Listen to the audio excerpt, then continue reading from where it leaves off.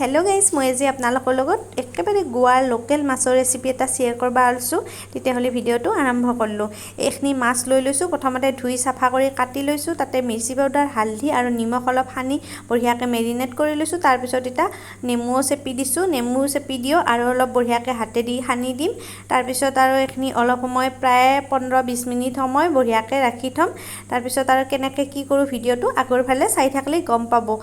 আৰু মোৰ ৰখতে এটা 20 মিনিট হল মাছখিনি লৈ লৈছো এটা মই মাছখিনিৰ কাখতে অলপ সুজি অলম যেহেতু মই মাছখিনি ভাজিম মানে গোৱাৰ মানুহে মাছনো কেনেকৈ ভাজি খায় হেতুৱে দেখবা খুজিছো বেলেগ ৰেচিপি একো নহয় একেবাৰে সিম্পল তাৰ পিছত ইফালে আৰু তাৱাখন গৰম হবা দি তাৱাত অলপ ৰিফাইন তেল দিছো একেবাৰে মানে গোৱাৰ মানুহৰ পৰা মই যেহেতু শিকছো সেই কাৰণে এওঁলোকে বানৰ নিচিনাই আপোনালোকক মানে ভাজি দেখম আৰু ভাজাৰ নিচিনা তাৰ পিছত ইফালে দেখৈছো সুজি মই কেনেকৈ লুগৈছো মাছ পিছত আমাৰ অসমৰ মাছও এনেকৈ ভাজি খাই চাবচোন মানে ভাল লাগে মই আমাৰ মাঝে মাঝে ঘৰত গলি মই ঘৰতো এনেকৈ ভাজি খাও ভালে লাগে সেইকাৰণে ভাবলো আপোনালোকৰ লগতো শেয়াৰ কৰো আপোনালোকেও ঘৰত ভাজি খাব পাৰবো বা যিসকলে গোৱাত থাকে তেওঁলোকেতো জানেই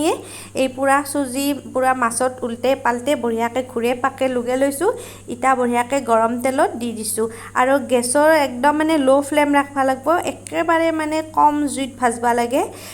সেইকাৰণে মই একেবাৰে লো ফ্লেমত ভাজিম এক পিসকে বহে দিলো আৰু আমাৰ মানুহ যেহেতু কম মাছো কমকে মোৰ পটককে ভাজা হৈ যাব প্ৰথমতে 4 পিস দি দিলো ইটা মই উল্টে পাল্টে ঘুৰে পাকে বঢ়িয়াকে মাছ কেই পিস ভাজি লম আৰু গৰমে মানে ইমান ভাল লাগে সাগৰৰ পাৰতো এনেকে মানে খুদায়ও পুৰা মাছ ভাজা খাবা পায় আৰু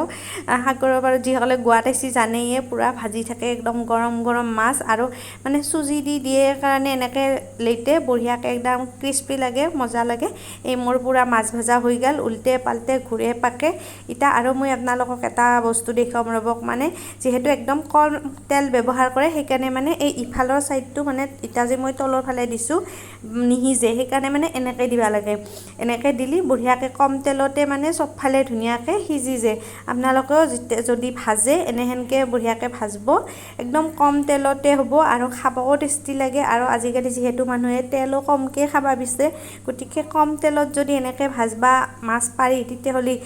নিশ্চয় ভাজবা চেষ্টা কৰবা লাগে আৰু গোৱাৰ মানুহে তেল একদমে কম খায় সেই কাৰণে তেল কমকে দি ভাজে না তেল কমকে দি ভাজলি খাবা সদ হয় হেতু কিন্তু মই নাজনো দিয়ক আপোনালোকে তেল কমকে দি এনেকে বঢ়িয়াকে ভাজব আৰু গৰমে পুৰা গৰম ভাতৰ লগতো খাবা পাৰে বা এনিও খালিও বহুতে ভাল লাগে আজিৰ ভিডিওটো একেবাৰে মানে সৰু ভিডিও